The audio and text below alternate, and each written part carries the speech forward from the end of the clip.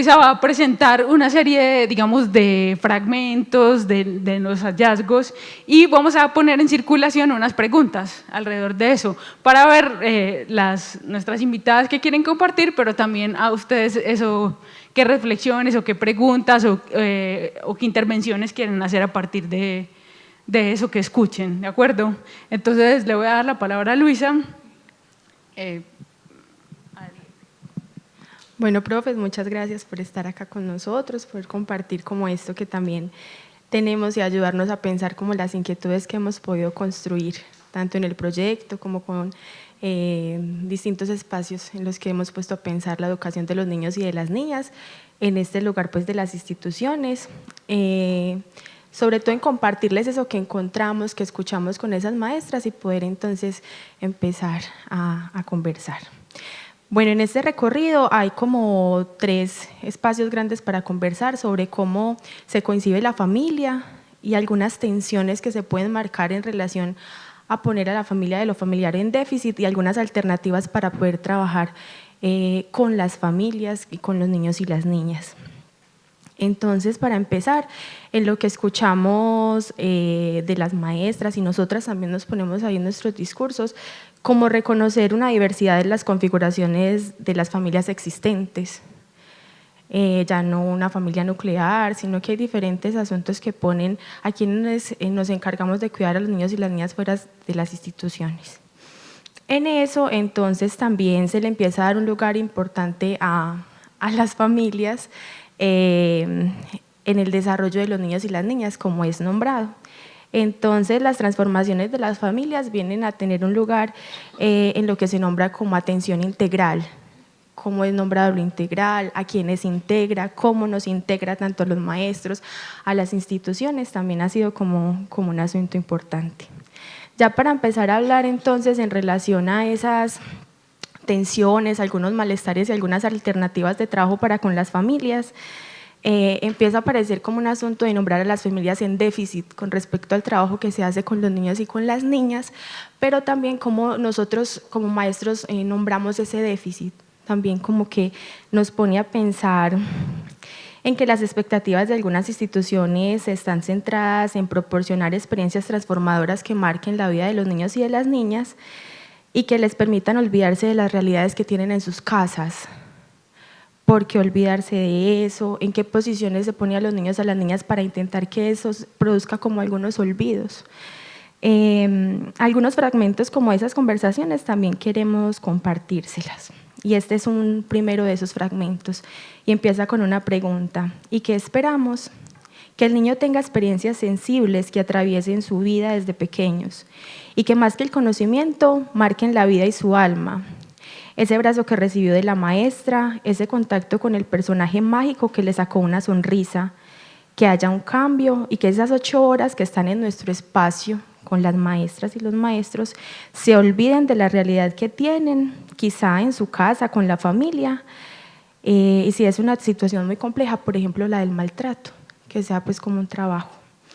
Además, se reconoce entonces que los padres generan como una actitud de poco compromiso frente a los niños y de las niñas. Entonces hay una demanda de nosotros y de las instituciones porque se enganchen a los programas o a las propuestas que se tienen, pero cómo hacerlo, cómo pensar como esa inclusión y ese compromiso. Bueno, seguimos además con un asunto que se puede nombrar como que como maestros o como instituciones tenemos que estar asumiendo funciones que las familias tendrían que empezar a encargarse o que antes se encargaban de ellas, por ejemplo la formación en valores, en responsabilidad. Entonces ante eso hay otro fragmento que dice: a veces los que tenemos son padres que hay que empoderar sobre apersonarse de esa responsabilidad que tienen con sus hijos, porque se les olvida ser padres. Entonces, ¿qué significa ese asunto con respecto a la familia y lo familiar? Más adelante dice: de todas las cosas que supuestamente deberían ser formadas en tu hogar, que es tu primera comunidad, es donde se debe enseñar valores, el límite, la responsabilidad. Eso ya no está pasando en los hogares, ya prácticamente estamos más tiempo nosotras con los niños, con las niñas y con las familias. También un asunto del tiempo que se pasa en las instituciones, cuánto se comparte con ellos y entonces en qué lugar y cuáles efectos puede tener como ese asunto de compartir con los niños y no estar en el hogar, porque no están, con quién están o las maestras que están o estamos ahí con los niños y las niñas. Entonces dice, nosotros gastamos mucho tiempo en enseñar pautas de crianza, de fortalecer el vínculo afectivo, también ahí pues lo que se indica que la maestra hace y que posiblemente también debería estar como en un trabajo con el hogar. Entonces, ¿cómo ampliar las comprensiones frente a esos asuntos que las maestras y que las instituciones nos ponemos ahí como en tensión y que empezamos a señalar como importantes para el trabajo y la educación de los niños y de las niñas? Además, tanto con el asunto del compromiso, también se manifiesta que hay algunas condiciones que se ofrecen a los niños en las instituciones, en los jardines, en las escuelas, que son inferiores a las que pueden ser ofertadas en los hogares. Entonces, sí hay como una división entre la educación que se da en los hogares y la educación que se da entonces en las instituciones, reconociendo entonces que hay un trabajo con más esmero, con más… Un fragmento que puede ilustrar eso es, nos ponemos a pensar, ¿por qué si nosotros acá les damos tanta educación, por qué en la casa no ayudarlos también? A uno le duele cuando yo paso y veo a mis alumnos en otras condiciones a como nosotros los tenemos acá. Esos sentimientos que nos mueven como maestros, que también nos indican entonces que hay que hacer un trabajo con las familias como para poder, o pensar qué trabajo hay que hacer, qué hay que intentar ahí, cuáles son los esfuerzos de las instituciones. Y también entonces podemos pensar en que hay como un reconocimiento de eso que pasa como en los espacios de las ciudades y también lo que pasa en los territorios o en los municipios, que pueden ser alejados como de otros contextos. Entonces, en esos lugares aparece como que hay un trabajo con las familias que tiene características o particularidades que permiten un trabajo más afianzado con las instituciones. Y entonces empieza a aparecer un asunto con respecto a la gratuidad. Si son los programas, las instituciones, el trabajo que se hace con los maestros, que la gratuidad puede desresponsabilizar a las familias y a los padres. ¿Por qué? Porque entonces empezamos a poner en circulación esas relaciones con las familias y con las instituciones en que los desresponsabiliza, porque son los efectos de esa desresponsabilización. Y las posiciones que asumimos ante lo familiar, ante las familias, y que nos ponemos entonces a estar de acuerdo o en desacuerdo con esas posturas de gratuidad. Eso que nos puede ayudar a pensar entonces en relación al trabajo con los niños, a las condiciones en las que están, a por qué los programas aparecen y la relación con el vínculo familiar. Y ante las alternativas, entonces, a ver, por acá. Como esa otra postura de que con las familias hay que trabajar y en qué consiste ese trabajo entonces. Si puede ser un trabajo en relación a la acogida, a la escucha, a un trabajo que permita empoderar a los niños y a las niñas en la participación entonces de la formación y de ese trabajo que tienen con las instituciones. Entonces son como algunos elementos que nos han permitido como estructurar una posible conversación con ustedes en relación a las instituciones. Gracias, Luisa. Yo voy a decir 2 o 3 elementos más. Uno es ¿por qué nos resultó inquietante esto, cierto? ¿Por qué nos resultó inquietante esto? Es decir, estábamos escuchando colegas, coordinadores y que nosotros también fácilmente podemos incurrir, digamos, o incluso estamos de acuerdo en muchos casos, ¿no? De que las familias no se preocupan y no. Lo que nos empezó a inquietar era qué consecuencias y qué efectos tiene que nos posicionemos en esas formas de describir las familias de los niños con los que trabajamos, ¿sí? En algún momento en uno de los grupos que hicimos con coordinadores también les decíamos, bueno, si las condiciones fueran distintas, creemos que esas familias cambiarían. por decir. Es decir, si no estuviera una política, en el caso de la política, ¿sí?, que ofrece de manera gratuita un programa para la atención a los niños, si no estuviera ese programa, entonces es como si pensáramos que esas familias estarían en otra posición. Sí, hay creo que a veces de fondo lo que conversábamos es que hay cierta idealización sobre lo familiar, ¿cierto?, sobre las funciones que cumple y cómo el problema es el siguiente: ¿qué efectos tiene que concibamos de ese modo lo familiar y que estemos esperando algo que finalmente no termina por producirse del lado de las familias? ¿Sí? Y que nos parece que tiene ciertos riesgos, por ejemplo, que se empieza a discutir la gratuidad y nos parece que empezamos también, digamos, del lado de los niños. ¿En qué lugar quedan los niños cuando discutimos que entonces habría que cobrarle a las familias, que es que se les está dando mucho, que es que los estamos desresponsabilizando? Bueno, ese era como un elemento. Lo otro es esta cosa que quizás habría que ver en lo privado qué otras formas tienen, ¿cierto?, en el marco de las instituciones privadas, pero cómo los maestros aprendemos a rivalizar con las familias, ¿no? Y no estoy diciendo que sea algo malo, ¿no? Hay un trabajo ahí en tensión con lo familiar siempre, pero construimos, ¿no?, en rivalidad con las familias. Y entre los horizontes que al final Luisa estaba señalando, había una de las personas con las que conversamos, nos decía que es una psicóloga y que ofrecía una definición de familia que nos resultaba interesante, y decía: todas las familias son disfuncionales, ¿sí? Y entonces, ¿qué efectos también podemos extraer de eso? Porque a veces cuando demandamos de las familias ciertas posiciones ideales es porque parece que suponemos que hay funcionalidad en algunas familias, ¿cierto? Si hasta que es una psicóloga cognitiva dice hay disfuncionalidad en todos, eso hacia las familias, también ¿qué consecuencias podemos extraer de ese tipo de planteamientos? Yo creo que por lo pronto podemos como dejar así. Si quieren empezar a compartir algo, podemos empezar. Si desde ustedes quieren compartir algo, ¿no?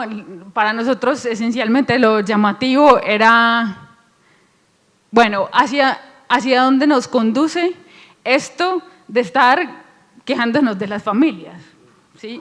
Y no estamos diciendo que nos podamos quejar de las familias, ellas dan todas las razones a veces del mundo para quejarnos, ¿no? Pero sobre todo en términos de las implicaciones que esto tiene en nuestras relaciones con los niños. Yo dejo ahí y no sé quién quiere empezar si alguien quiere compartir algo o si de parte de ustedes alguien quiere decir algo.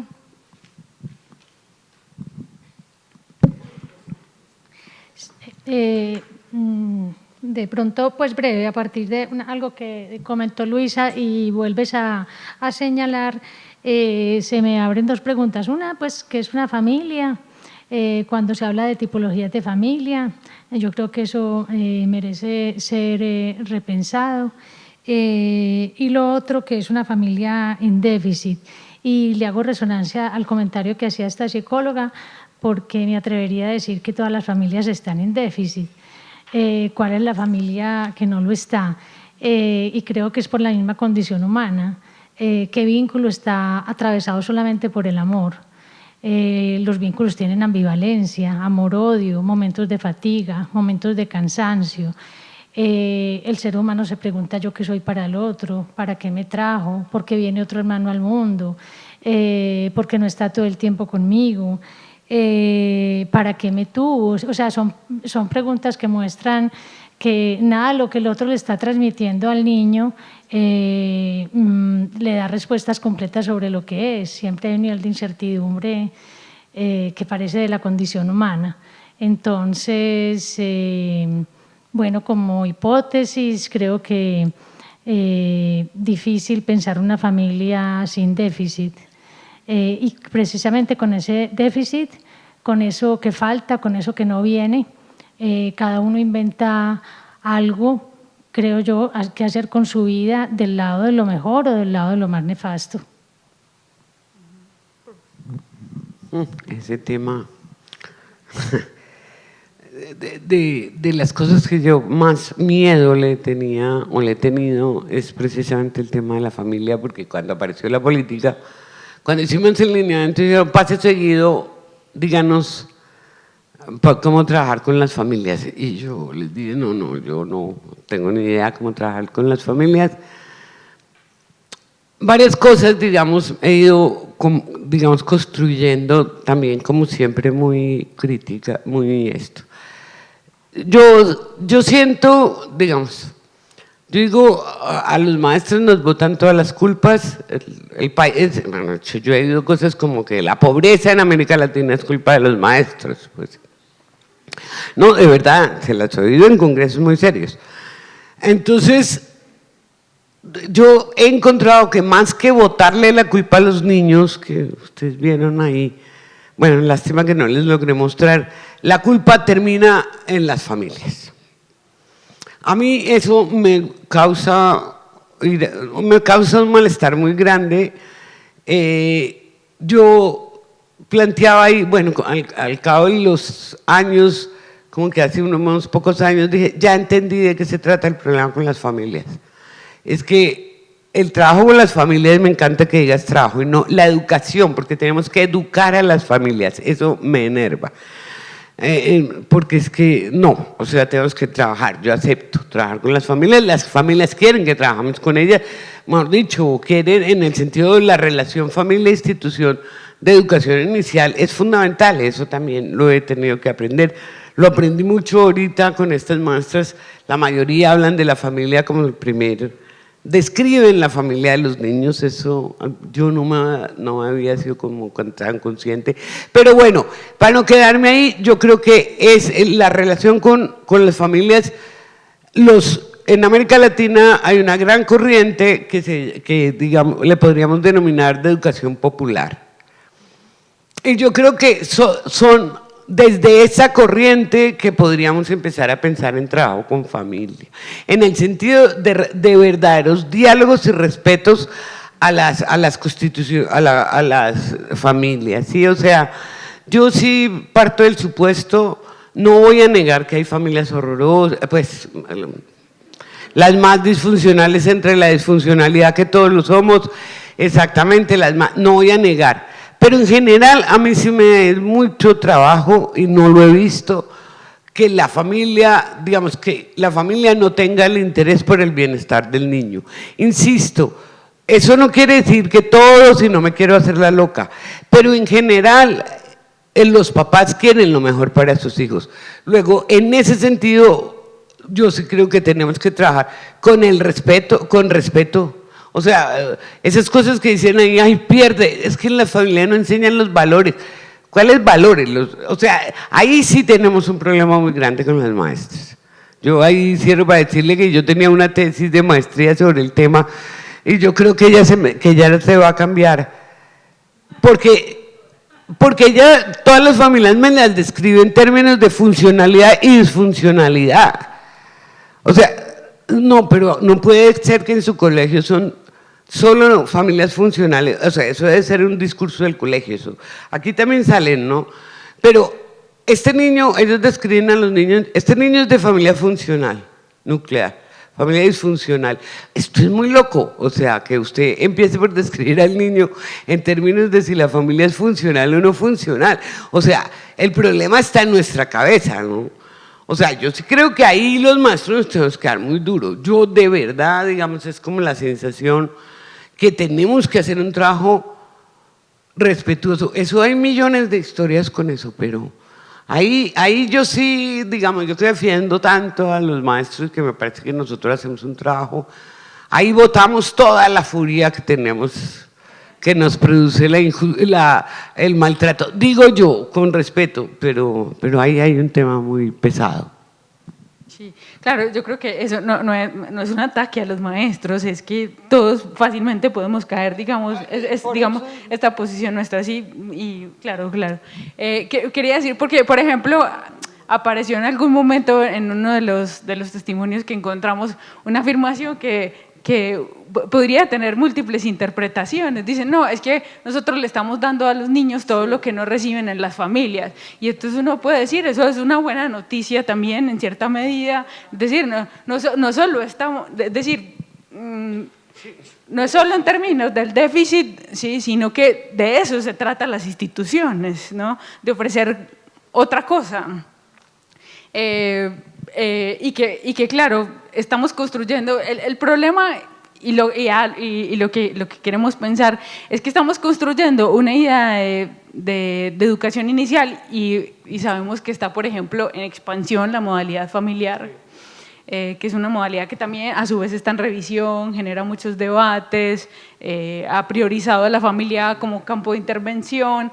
También hay como distintas posiciones, hay personas, hay por ejemplo directores, coordinadores o maestros que dicen que es mejor gastarle la plata a los niños que gastársela a los padres, porque ellos ya están como un poco perdidos. Y otras dicen, no, para nosotros lo fundamental es invertir con los padres. Incluso dicen, eso es más importante que con los niños. Entonces hay como muchos debates ahí. ¿Ustedes quieren compartirnos algo?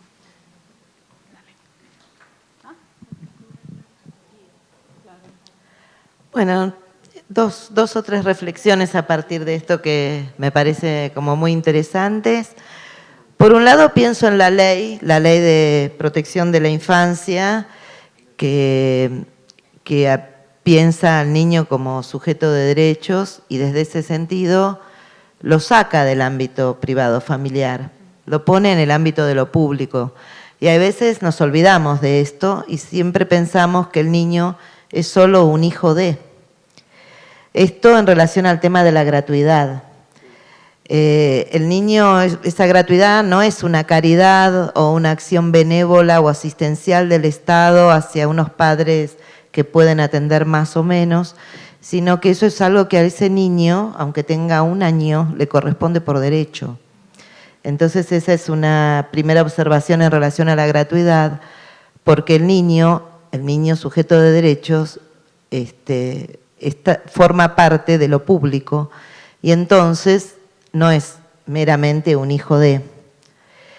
Después pienso que también en Argentina hay proyectos, uno que se llama Familias Fuertes, otro empoderamiento de la familia, otro fortalecimiento familiar, que básicamente van y les dicen a las familias lo que tienen que hacer o los compadecen, les dan un dinero miserable a partir del cual le exigen una serie de acciones, pero también está este imaginario de una familia débil.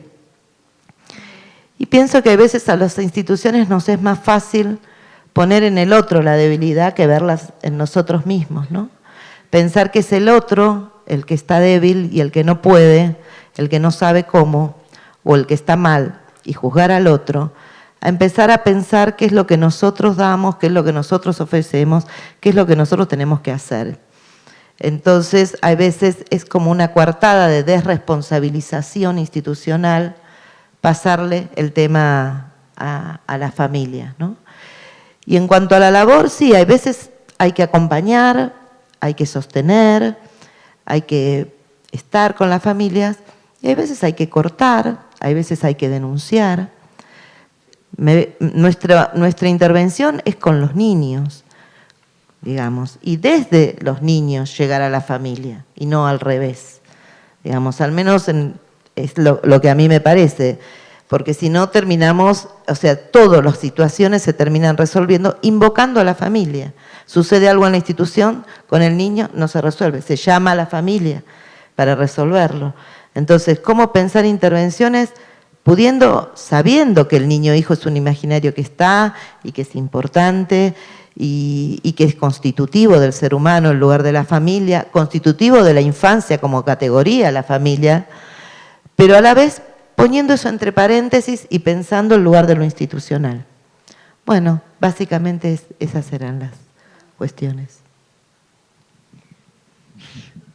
Bueno, algunos comentarios y les confieso que estoy en un brete porque la verdad que me parece extraordinaria esta escena donde algo se pone a pensar entre muchos. podríamos seguir así todo el resto del seminario, digamos, ¿no? Y es posible que algunas de las cosas que pueda organizar a propósito de lo que ustedes comparten, las tenga que retomar en distintos instantes de los encuentros que tendremos en esta semana. Así que también pueden anotarlo pendiente, lo que no voy a decir, y reclamarlo en otro momento. No sé, el primer esfuerzo que me propuse mientras escuchaba era tratar de ver si podía como organizar alrededor de algunas nociones o conceptos esto que estaba escuchando para volverlo pensable desde un lugar que no fuera, qué sé yo, simplemente mi opinión, por decirlo de alguna manera, lo que me cae bien o lo que me cae mal o lo que me gustaría. Ni siquiera el deber ser, porque el deber ser funciona poco, ¿no? Por el deber ser, por lo general, nadie reacciona. Uno tarda mucho, digo, a menos que sea algo introyectado y deseado. El deber ser. Entonces, quisiera partir, a propósito de lo que compartían Luisa y Sara y lo que las colegas decían, a partir de unas observaciones, a partir de donde Paulina dejó picando algo, ¿no? Me parece que para animarnos a pensar estos temas, lo primero que hay que hacer es bancarse unas hipótesis de lo inconfesable, por decirlo de alguna manera. Bancarse quiere decir soportar, bancarse quiere decir aguantar la tensión que provoca que alguien enuncie algo que no quisiéramos escuchar, de lo que no nos quisiéramos enterar, de lo que no quisiéramos sentirnos por aludidos. Entonces, Paulina lo dice claramente, los sentimientos abarcan un amplio espectro. Luego, quizás la primera cuestión para poder avanzar en pensar algo que ellas colocan muy bien, que es la relación, es admitir que en las relaciones no se juegan por la idealización que ponemos en ellas. Es más, que tenemos que poner más idealización a medida que advertimos cuánto nos complican, nos duele en la vida. Entonces, quizás la primera cosa que yo no podría afirmar es, por lo general, los padres quieren a los chicos. Es una afirmación que empíricamente no se me sostiene en ninguna investigación. Por lo general, los grandes tienen ambigüedad hacia los niños, algunos los resuelven por la vía del cariño, del buen trato, y después Mariana va a hablar de esto, y otros lo resuelven a como pueden, que no necesariamente coincide con esto. Entonces, en principio yo no doy por sentado que los grandes quieran a los chicos. Entre otras cosas porque me resultaría incomprensible el estado de los chicos en el mundo si esta fuera la hipótesis. Es decir, si los grandes quisieran a los chicos no estarían muriéndose de hambre habiendo alimentos, muriéndose de enfermedades curables porque no tienen acceso a los medicamentos, y etcétera, etcétera. Entonces, en primer lugar, no doy por sentado que los grandes, ni la gran mayoría de los grandes, quieran a los chicos. Lo que no quiere decir que seguramente todos los grandes aquí presentes los quieren muchísimo, de verdad. ¿No? Nadie pondría en duda el cariño que ustedes tengan. Entonces, digamos, sobre este punto, decir, bueno, para abordar ciertas cuestiones, sobre todo hacia los más pequeños, llamémoslos así por el momento, me parece que habría que renunciar a algunas idealizaciones y animarse a algunas hipótesis que nos permitan comprender por qué pasa lo que pasa. Que ese es el punto, es decir, ¿por qué pasa lo que pasa? Vuelvo a retomar lo que ustedes señalaban, y Paulina en particular. La palabra familia es un invento relativamente reciente como configuración. No siempre hubo familia. La familia no tiene nada de natural. Nunca fue natural la familia. Digamos, es una construcción histórica, contextual, móvil. Uno podría decir, bueno, que a uno le gustaría que alrededor de cada pequeño hubiera unos grandes capaces de sostenerlo, hasta que puedan volverse válidos por sí, ponerse de pie, andar y hacer su vida. Me parece que estoy alargando demasiado. Ustedes me dicen, me cortan. No, porque una vez que me embalé, perdí, digo, y ustedes también. Entonces, por un lado, querría decir, a ver, tenemos una idealización a cuestionar, unas hipótesis a animarse, y después ustedes plantean la cuestión del olvido, que me parece un tema que podríamos abordar, una diferencia que reaparece clásica, que es como si estuviera la experiencia sensible por un lado y el conocimiento por otro. ¿Por qué tenemos que seguir dividiendo eso? Es decir, ¿qué nos permite afirmar que la experiencia sensible es una cosa y el conocimiento va por otra vía? Me parece que eso habría que abordar. Creo que tendríamos que pensar algunas cuestiones a propósito del tiempo. Creo que en términos de relaciones debería... Estoy haciendo un enunciado, después ustedes ven qué hacemos con esto. En términos de relaciones me parece que habría dos cuestiones. Una es... tres, perdón. Una es lo que podríamos llamar niños y grandes en conflicto de lealtades. Otra sería grandes envidiando a niños, envidiando del concepto de envidia, para decir, de envidiar, lo que unos grandes no soportan que se le den a unos chicos porque no lo tuvieron de chicos. Y no soportan ni que se los den a los chicos ni que se los den a los grandes, porque lo que pone en evidencia es lo que a mí no me dieron. Es como una cuestión así de pequeños. Vieron que dice, le diste a ella, el pedazo de torta era más grande, ¿por qué no fue más grande para mí? Y creo que en nuestros oficios muchas veces se juegan cuestiones de este tipo de posiciones, de ataques envidiosos. La otra cuestión es volver, y quizás me detenga en esto si me aguantan un minuto y si no vuelvo a hacer la palabra, es a propósito de lo de déficit, familias en déficit, ¿no? Por supuesto está esa falla, como diría Lyotard, que María Paulina señalaba también, y si saben que no nacemos con todo. Es decir, todos nacemos con una falta. Es decir, todos nacemos en déficit. Todos perdiendo, todos habiendo perdido, y si no perdimos, a perder rápido, porque si no enloquecemos, ¿entiendes? Si pensamos que tenemos todo. Ahora, otra cosa es como un desplazamiento que se ha ido produciendo. Para pensarlo podríamos recurrir a una noción winnicottiana. ¿Se acuerdan de Winnicott? Winnicott decía, un niño para crecer mejor, más, qué sé yo, es más de mejor augurio, por decirlo de alguna manera, si cuando nace tiene un entorno, y él lo llamaba lo suficiente o lo adecuadamente bueno, ¿no? Es decir, uno cuando llega al mundo, mejor si lo que te rodea cuando llegaste al mundo es lo adecuadamente bueno. Fíjense, yo siempre subrayo la sutileza winnicottiana. No dijo un buen ambiente, no dijo muy buen ambiente, no dijo un ambiente excelente, dijo lo adecuada o lo suficientemente bueno. ¿Qué decía con esto? Que un niño necesita estar a salvo de dos cuestiones que lo pueden arrasar. La violencia interna que viene de su propio cuerpo, de su universo pulsional, y la violencia externa de un mundo en el que apenas acaba de llegar.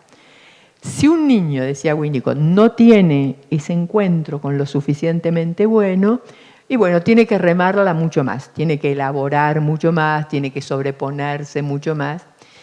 Ahora, esto que se adjudicaba a lo familiar en realidad, no a lo familiar en el sentido de la familia, sino a lo próximo, es algo que se ha ido desplazando y que circula hoy como un pelotero sin fin, eterno, ¿no? La sociedad dice, las escuelas e instituciones que tenemos no son lo suficientemente buenas. No se sacaron la mejor nota en la prueba, ¿no? No saben qué hacer con ellos, los maestros no están muy capacitados, la calidad de la educación está ausente. Henos aquí unos gobernantes que dicen los que tienen que ocuparse de los niños no son lo suficientemente buenos.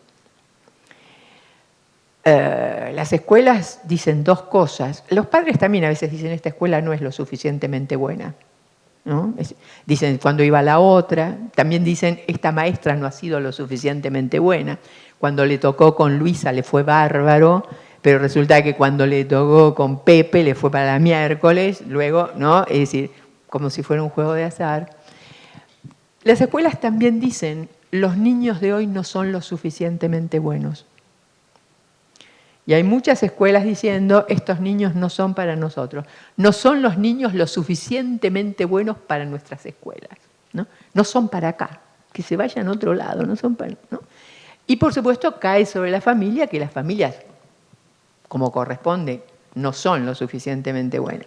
Entonces, la pregunta es, ¿qué se arma en un círculo, ¿no?, de lo nunca adecuada, suficientemente bueno? No sé si logro como poner en claro una cuestión, ¿no?, de cómo se podría ir desplazando una idea del déficit que no se aplica solo a la familiar, sino que hace espejo con lo que se piensa de las escuelas, hace espejo con lo que se piensa de los maestros y hace espejo de lo que se piensa con los niños. Ninguno de nosotros eligió dónde nacer. Si nos hubieran preguntado, a lo mejor hubiéramos elegido y a lo mejor también nos hubiera ido mal. Pero digo, en principio ninguno de nosotros eligió.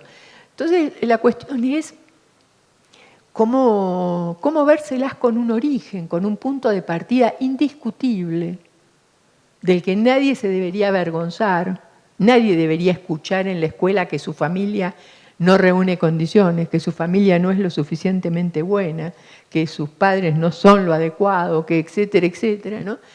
Y al mismo tiempo no hacer algo que confine, es decir, que aprisione al niño en ese origen. No sé si logro ser clara, ¿no? Es decir, una cosa es decir, el origen es totalmente respetable.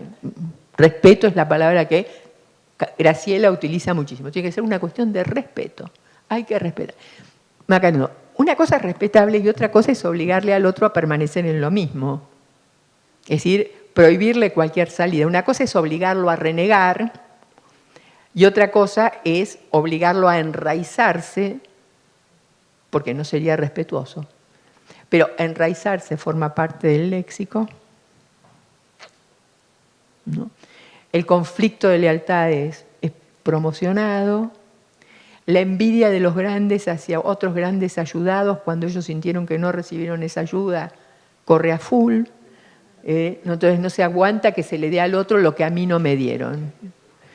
Y bueno, y después se abren cuestiones sobre olvido, tiempo y qué sé yo, que en otro momento podemos, si quieren, como volver. Pero en principio, esa primera organización de los temas, ¿no? No sé. Claro, por supuesto.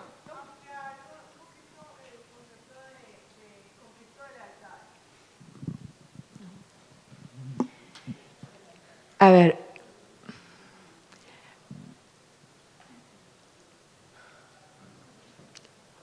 cuando las familias tienen contradicción, deseos contradictorios, ambigüedades respecto a los chicos.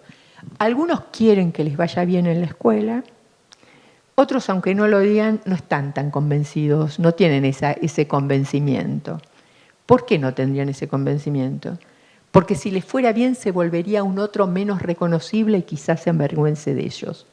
¿Logro ser clara con esto? Es decir, me gustaría que le fuera bien, pero si le va bien, ¿qué va a hacer con ese? ¿Me va a desconocer? ¿Se va a avergonzar? ¿Me va a abandonar? ¿Va a renegar de mí? Entonces, quiero que le vaya bien, pero a la vez me trae un conflicto si le va bien. ¿Logro ser clara con esta posición? En consecuencia, el niño queda atrapado en un conflicto de una lealtad interna a lo familiar. Por otro lado, si la escuela tironea, diciendo, es entre el origen y yo, por decirlo de alguna manera, ¿no? Es decir, entre el origen y la escuela, el niño también está preso de un conflicto de lealtades. ¿Por quién va a optar? ¿No? Y optará de a ratos, a como pueda, no sé si logro ser clara. Por otro lado, a veces un niño quiere romper una lealtad con lo familiar. Entonces, algunos chicos también dicen no a lo escolar porque no se animan a decirle no a lo familiar. ¿Se entiende? Es decir, no quiero el proyecto de vida que esta familia hizo para mí, se los agradezco muchísimo, gracias padres, abuelos, tíos, tutores y encargados, como dicen, ¿no? Pero no quiero ese proyecto de vida para mí. ¿Cómo te digo no? Diciéndole que no a la escuela, por ejemplo. Si decirle que no a la escuela interrumpe que se cumpla algo que la familia me deposita y que no necesariamente yo elijo. No sé si logro con esto como plantearte. Entonces, yo creo que uno está como siempre, no siempre, pero a menudo tironeado, ¿no? ¿En qué fidelidad te inscribís? ¿No? Porque si uno pertenece a una familia que nunca fue a la escuela, donde la alfabetización todavía es quizás un sueño, y vos sos un alfabetizado posible, tenés que resolver cómo te ubicás en eso. Porque la familia quisiera que vos te alfabetizaras, pero también sabe que en el momento en que lo hagas hay algo de una posibilidad que se te abre que a ellos no se les abrió. Y quisieran que te fuera bien, no es que sean malos, ¿se entiende? No es un mal deseo. es que es insoportable aceptar cierta distinción en el orden de lo familiar, ¿no? Y también en el orden de lo institucional. A raíz de eso que decís, del conflicto de lealtades, estoy pensando una escena que viene justo con Mayra, ¿te acordás? Una nena que no sabía leer y escribir, que la querían mandar al neurólogo, bueno, y había repetido muchas veces, y que ella escribía palabras muy confusas, y que decían que en el país de su mamá existían esas palabras, en el país de la mamá. Y cuando yo le pregunto cuáles eran, si supiera escribir, cuáles eran las palabras que le gustaría aprender, me dice, papá, mamá, deja un renglón, matemática, geografía, historia. Entonces, esto, ¿no? Ese renglón, como diciendo, eso era lo que necesitaba, ¿no? Ese renglón para poder aprender.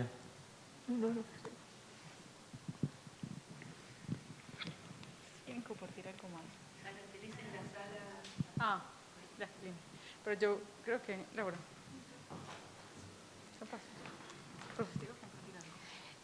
Mientras tanto, yo voy a decir algo. Me quedó resonando el asunto también de la gratuidad.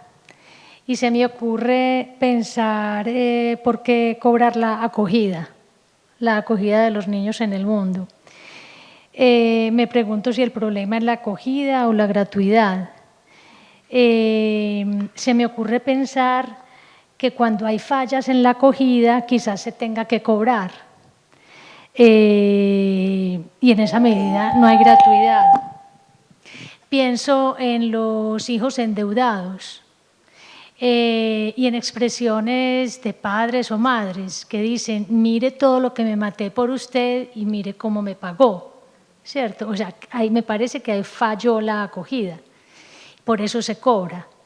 Entonces, estoy pensando en la función del Estado, la familia, cuando hay que cobrarle al otro. Entonces, interrogo esa idea de que la gratuidad desresponsabiliza a las familias. No, me parece bárbaro, María Paulina, y querría simplemente asociar a lo de María Paulina esas nociones que en algunas ocasiones trabajamos, vinculadas a las posiciones de Kammerer, sobre lo que él llama la deuda de vida, ¿no? Deuda de vida, escrito separadito y con B corta, que Kammerer dice, un grande contrae con un nuevo, por el hecho de que decidió traerlo sin haberle preguntado, cosa que no podría hacer nunca, ¿no? Contrae una deuda de vida, es decir, una deuda con el otro porque lo trajo, ¿se entiende? Es decir, porque lo arrojó al mundo, porque lo hizo presente ahí. Y esa deuda de vida es una deuda saldable, dicen los que trabajan con esta noción, ¿no?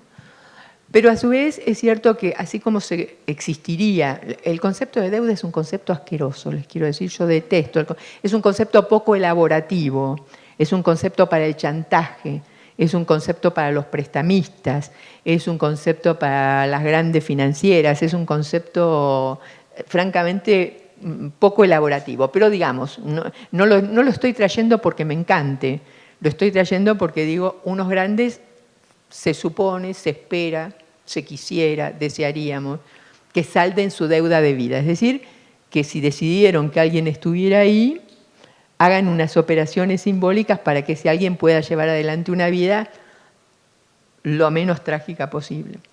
Ahora, convengamos que en nuestros países a esa deuda intersubjetiva, transgeneracional, intergeneracional, se agrega lo que podríamos escribir de otro modo como deuda de vida escrito todo junto y con B larga. ¿Se entiende? Si tenemos una deuda de vida, no lo sé pronunciar, y una deuda de vida, ¿no? Entonces, cuando las políticas económicas confinan a sectores importantísimos de la población en los territorios de la miseria, hacia esa población todos acabamos de contraer, aunque no hayamos nosotros votado por esas políticas, todos contraemos una deuda de vida, es decir, algo se les debe porque algo se les robó, porque de algo fueron expropiados de posibilidades, de vidas no dañadas, de ocasiones, de tiempo, se les robó mucho. En consecuencia, saldar la deuda de vida, porque es de lo que se ocuparían las políticas, la deuda de vida se ocuparán los sujetos entre sí, ¿no? Implica como admitir un cambio de orden, es decir, admitir que tenemos un orden que contrae una... Es decir, tenemos algunitos que viven gracias a todo lo que le robaron a los otros y que están algunitos en deuda con muchísimos. ¿Logro ser clara con esto? ¿No? Entonces, las políticas se deberían encargar de eso, ¿se entiende? Es decir, de que no hubiera deuda de vida. Si la hay, como la hay, algunas políticas podrían pensar cómo colaboran para no incrementar esa deuda de vida y como para hacer algo para que la deuda de vida no obstaculice que cada uno salde la deuda de vida separadito y con B corta, ¿no? Entonces, y desde esa perspectiva, la gratuidad es un derecho, porque ni siquiera es gratis, porque lo que hay, lo que se tiene, resulta de lo que se afanó. Perdón, afanar es un verbo muy, quiere decir robar, de lo que se expropió, ¿se entiende? Es decir, un afano es un robo, ¿no? Es decir, es algo que uno toma de otro. Entonces, cuando lo que hay, lo que tienen, resulta de lo robado, no es que tampoco sea gratuito, están haciendo un simple ejercicio modesto, porque tan generosos no son, de redistribución de una parte mínima de lo que robaron previamente, ¿no? Entonces, no sé, ahora, las políticas tratan de eso, ¿no? A veces, solo a veces. En el mejor de los casos.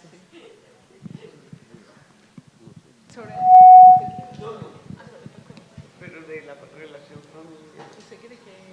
No, démosles allá. Aló. Bueno, quisiera también... ¿Será porque están prendidos los dos? Por lo que están prendidos. Ah, bueno.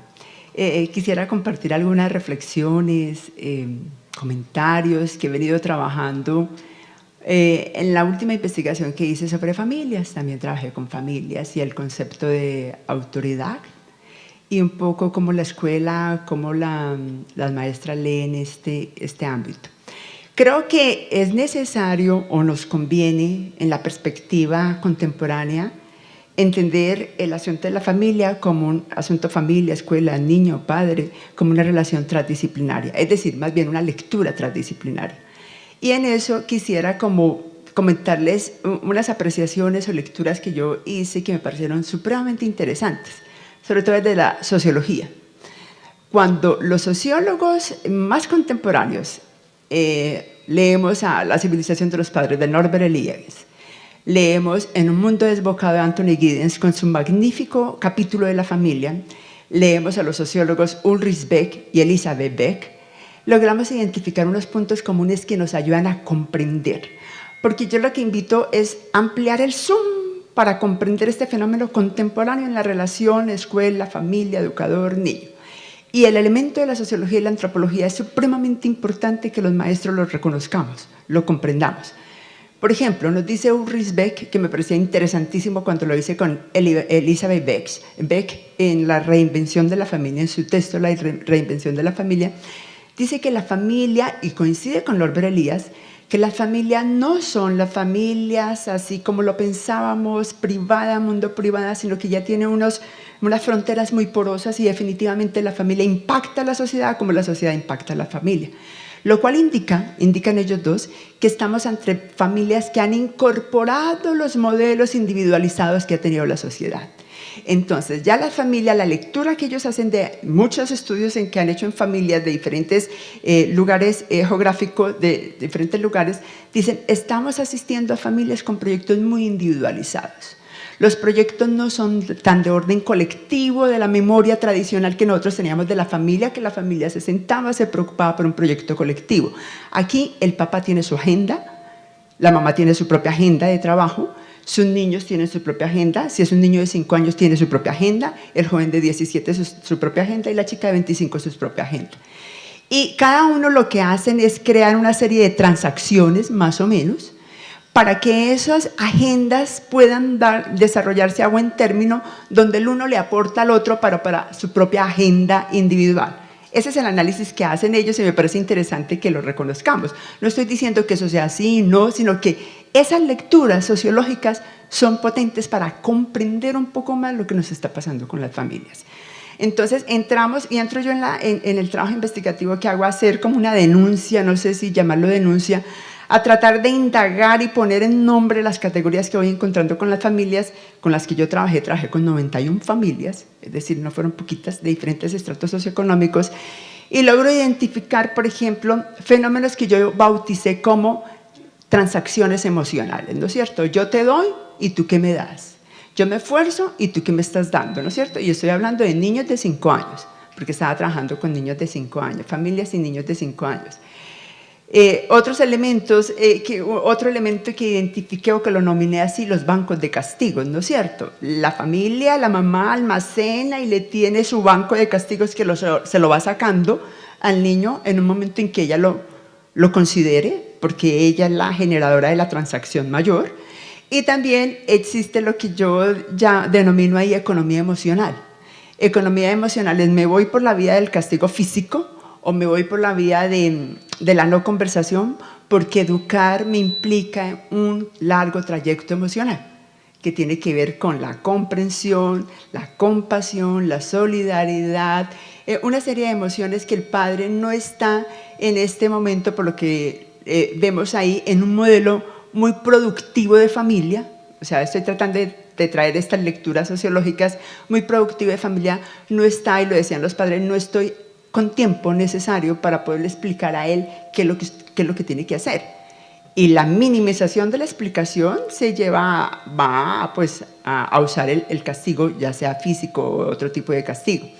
Entonces, lo que estoy mostrando ahí claramente es que las familias no están ajenas a lo que ocurre en el contexto global de la sociedad. Y poderlo comprender nos ayuda también a encontrar las formas, los mecanismos y las vías de comunicación con ellos. Y un elemento que pude identificar después de todo el trabajo con las 91 familias es un poco en la misma línea de Melish y Dush en su libro de Ambigüedades del Amor.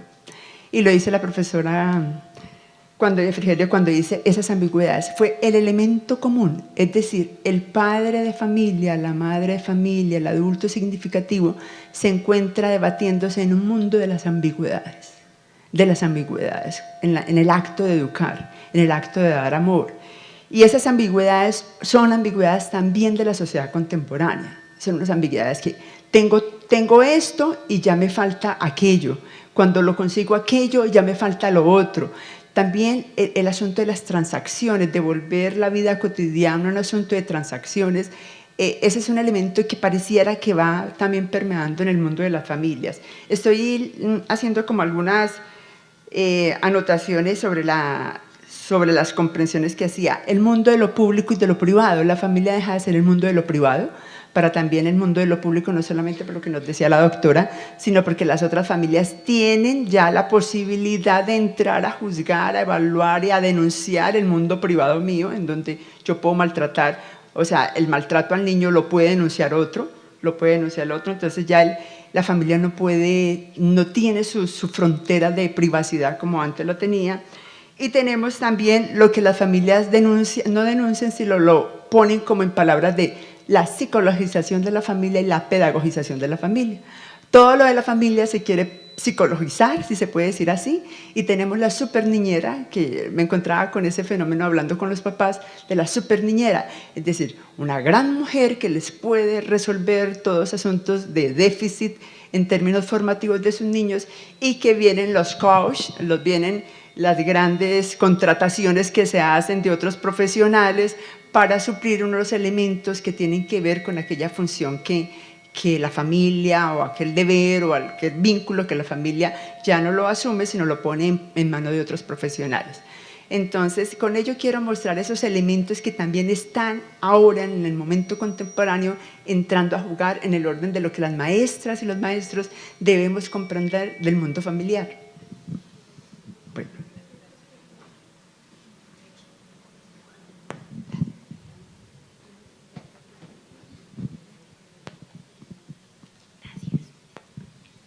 Buenas tardes para todos.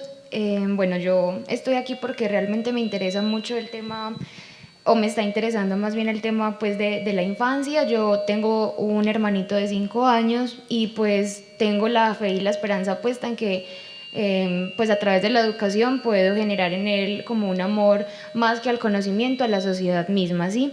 Entonces es para tocar varios temas con respecto a la familia y las culpas que tiene o no, porque cuando se va a cuestionar a la familia no se tiene en cuenta su propio pasado.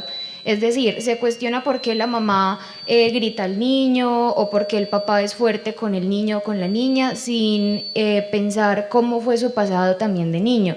Entonces, como generar, digamos, esas condiciones de perdón y tratar de que en los niños se genere ese amor por la propia vida.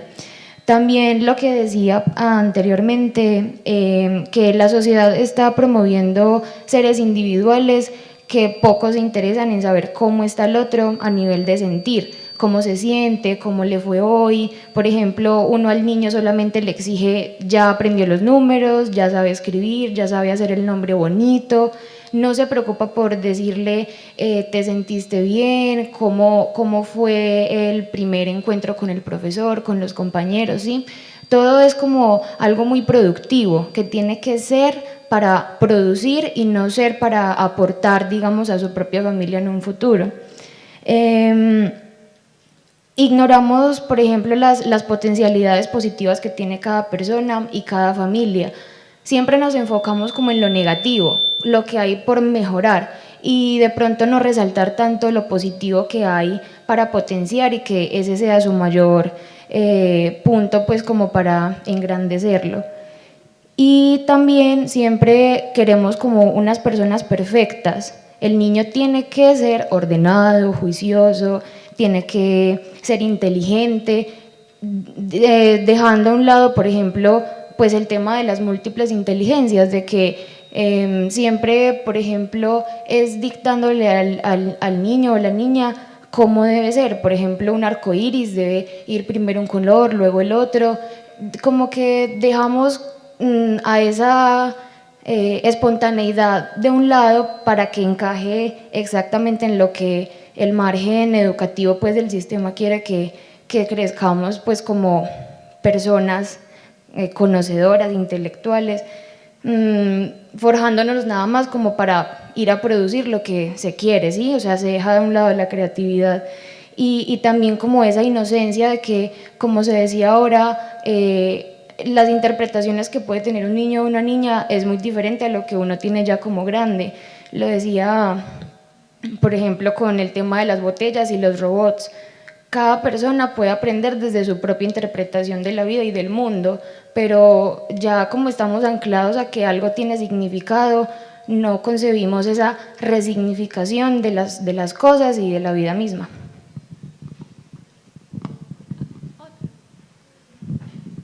Hay otra pregunta. Yo tengo pregunta. Vamos, como se nos va cortando el tiempo, qué pena, Elisa. Muy breve, claro que sí. Yo quería solo retomar a partir de los comentarios hechos y de la discusión que han tenido. Bueno, solo casi que hacer una pregunta, quizás la forma... Okay.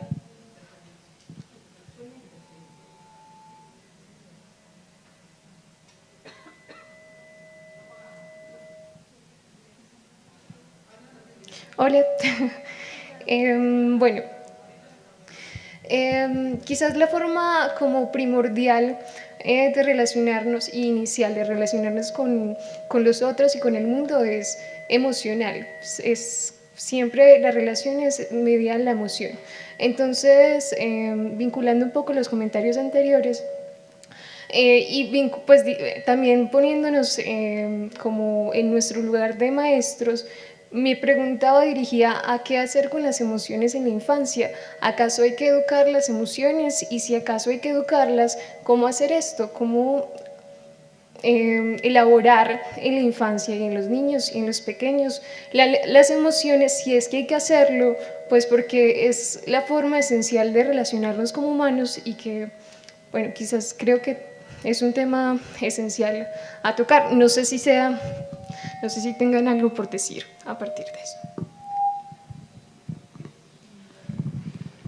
Bueno, acaban de intervenir. La profe quería decir algo y luego también la profe. Sí, yo solamente por dejar lo que me pareció, porque claro, cuando hablamos de la relación familia, como pensamos en la familia de los sectores más vulnerables, llamémoslo así, y la institución educativa en términos, digamos, de la política. Yo simplemente les dejo la duda, cuando coincidimos, la investigación de problemas del primer año de las maestras que entran a trabajar el primer año, yo les cuento que el problema más fuerte que sentía una maestra de su primer año era la relación con los padres de familia. En términos de, la mayoría eran de instituciones privadas, eso era de pánico. O sea, de verdad, o sea, el susto y el ejercicio de poder, digámoslo así, de los padres de familia que pagan con el maestro infantil, ahí habría que leer otra manera. La contracara de la gratuidad, exacta, precioso, lo anoto. Gracias. ¿Quieres decir algo? Bueno, se abren muchas cuestiones para seguir conversando. Querría simplemente retomar por tus aportes a lo multidisciplinario o transdisciplinario, que comparto plenamente. Simplemente querría subrayar que la sociología a la que vos aludís no es toda la sociología, es una cierta sociología. Vos decís, Norbert Elias, y Norbert Elias diría, allá lejos y hace tiempo, los niños se tenían para que produjeran. Se tenían porque se necesitaba mano de obra. Es decir, que no es que ahora los niños tienen que producir. No es un fenómeno de actualidad, es un fenómeno contemporáneo. No es un fenómeno... porque eso es lo que Norbert Elias subraya. Es decir, miren, ¿saben qué? Al principio de los tiempos, el amor por los chicos, no sé, la historia no cuenta eso. Y justamente él ponía en evidencia cómo los niños, no se podían evitar, eso ya era un problema. Pero después eran necesarios, porque mano de obra tenía que haber. Entonces los niños cuando llegaron allá lejos y hace tiempo, no llegaron como si ahora pasara algo que antes no pasó. Algo del pasado resurge, digamos, en la nueva Edad Media, como diría Norberto Eco. Entonces yo comparto con la colega que hay cierta sociología que ella enuncia perfectamente, Norbert Elias, y uno podría agregar Bernard Lahire, ¿no? Que son además los más psicoanalíticos de los sociólogos, es decir, son los sociólogos no resignados a la mera descripción, que es donde cae buena parte de la sociología, que describen y después descubren, sin hacer ninguna hipótesis, que si juntás agua fría con caliente da tibia. Entonces, esa otra sociología. Y uno podría decir también esa otra sociología llamada la sociología clínica. Y estoy pensando en Eugène Enriquez, en Vincent Legolejac. Es decir, los que trabajan sobre esa posición de escuchar lo que sufre, lo que padece, ¿no? Y de retomar una perspectiva histórica mucho más sincera, es decir, sin idealización, ¿no? Me parece que yo agradezco ese aporte para recordar esas posiciones. Y después me parece que a partir de ahí hay algunas cosas que también podemos como matizar. Suponete, a veces, y creo que Graciela tiene razón, uno piensa en ciertas familias, no piensa, digamos, y ciertas familias nunca son todas las familias, ¿no? Y, a ver, en no todas las familias, los señores, hombres, varones o como quieran, responsables de la casa, tienen agenda. No todas las mujeres, madres, función materna, lo que quieran, tienen agenda. No todos los niños tienen agenda. Una parte de la población carece de agenda, salvo la agenda que dice tengo que ver de dónde saco hoy una miga de pan. Entonces, hay una representación del individualismo, ¿no? Que corresponde a ciertos sectores. No es que los otros sean necesariamente en contraste no individualistas. Están acorralados en otras escenas, pero no padecen de los mismos síntomas, por decirlo de alguna manera, retomando parte de lo que aquí se conversaba. Entonces creo que por un lado tenemos eso, no todas las familias tienen proyectos, no todos los sujetos en el mundo tienen proyectos, no todo el mundo sabe qué va a ser de su vida mañana, ni siquiera se le ocurre porque ya no puede, ni querer tener un proyecto porque ya no recuerda lo que esto significaba en su vida como organización. Creo que una cosa es pensar en culpables, la culpa no es un bonito sentimiento y tampoco es elaborativo ni transformador. La culpa lleva a ciertas formas también de desentenderse de la culpa y otra cosa es el concepto de responsabilidad, que tiene otro peso y otro peso político. No se trata de buscar al culpable, sino ver quién tendría que asumir una responsabilidad de algo. Y creo que aquí, como ustedes ven y porque pasó, acercarse a ciertos temas es algo que uno no puede hacer sin ruido de fondo. Y ese ruido de fondo son nuestras propias representaciones, nuestros fantasmas, nuestras historias, nuestros conceptos, nuestras familias. Y después me parece que también tenemos como que, acordándole a la educación, pero es una posición personal, pueden tirarme a la basura con lo que voy a decir. Por supuesto no somos sin el otro, y por supuesto diré a filosofía, no somos sin educación. Pero hay cosas que no forman parte de lo educable, porque hay cosas que no forman parte de las transacciones, no forman parte de los contratos. Entonces, las emociones no son educables, son tramitables, ¿se entiende? Pero no es que uno puede, porque educar ¿no? es lo mismo que pensar en el sentido estricto, voy a hacer una provocación, que se puede educar la sexualidad. La sexualidad no es educable, es tramitable, es eventualmente aconsejable, pero no es educable. Es decir, no todo en nosotros forma parte de lo que la educación entendida en su reducto escolar, que además es un cachito de la educación, no todo en nosotros es educable, porque si no, educar las emociones implicaría, suponete, que alguien no hubiera dicho, porque lo dijo desde un lugar de emoción, ¿cuántas botellas tenés frente a la metáfora? ¿No? Pero educar la emoción implicaría que el otro creyera de verdad que son robots y no una metáfora. Y educar la emoción conduce a la robotización. Eso implica una idea de poder sobre el otro, una idea de... Miren, el otro día estaba leyendo una cosa extraordinaria que de verdad no se me había ocurrido. Estaba leyendo una crítica al Principito, libro que todos adoramos, imagínate, acabo de decir una herejía. Pero hay gente que de pronto dijo, ¿pero ustedes leyeron lo que el Principito habla con el zorro cuando el zorro le dice que para tener un lazo hay que estar domesticado? No sé si queda claro qué noción de lazo y qué noción de sujeción, que no es de vínculo, está presente en la idea de domesticar al otro, ¿no? Entonces, digo, hay algunas cosas a las que hay que renunciar, me parece a mí, pero ustedes pueden hacer lo que quieran, ¿no? Y esto no quiere decir que no se creen contextos elaborativos para que las cosas sean tramitables, pero tramitar no es domesticar, ¿no? Entonces, y lo emocional saldrá, y uno será emocionalmente químico, y otro será emocionalmente escultor. Y alguien dirá, María, come la sopa, ¿no?